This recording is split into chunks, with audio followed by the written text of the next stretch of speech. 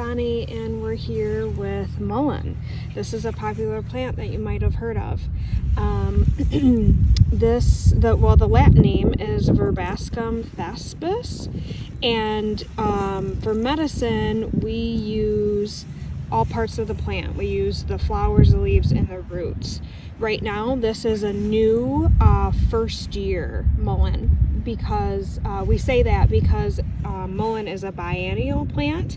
In the first year, you have this what's called a basal rosette, which is the way that the leaves are arranged here.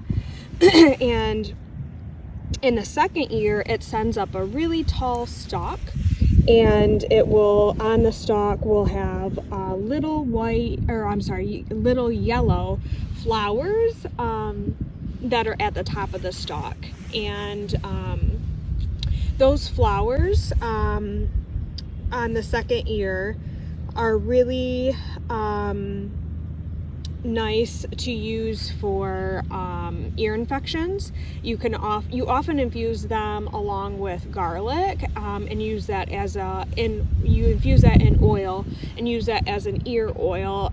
I've used that with my kids plenty of times for ear infections, and that's taken care of it with no problem. But the leaves here are often used for more respiratory issues. It's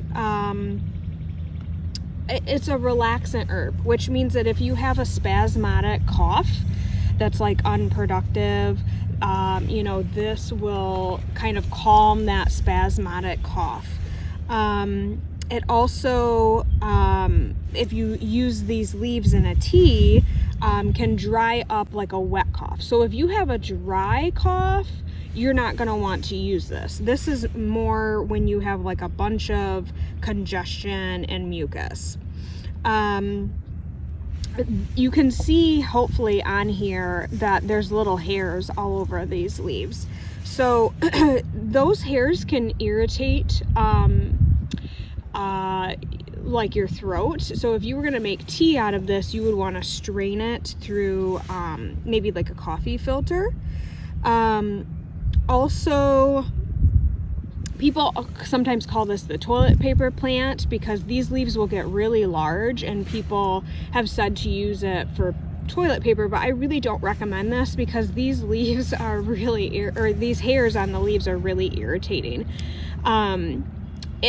Jim McDonald, my herb teacher, talked about how the Quakers would use these leaves on the Quaker women would use them on their cheeks on purpose to get them red and irritated and rosy, to kind of look like blush.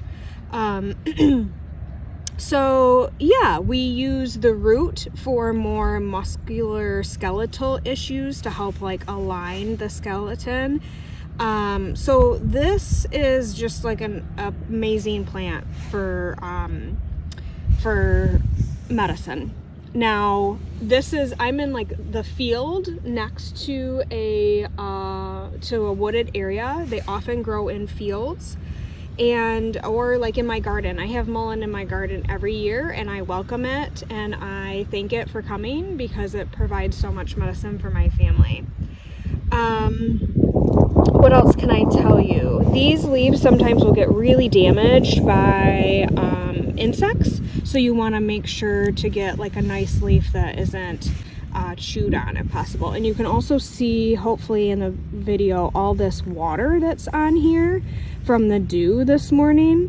So you would want to not harvest this when it's wet, because you just don't want it to mold, and then it'll just be a waste. So you would want a really dry day that you have a very dry leaf.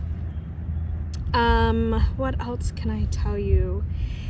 People talk about mullein being a protector and showing up in areas where they need protection. So maybe by their front door or in their yard somewhere. So I would just think about this one as a guardian and a protector, and really think it.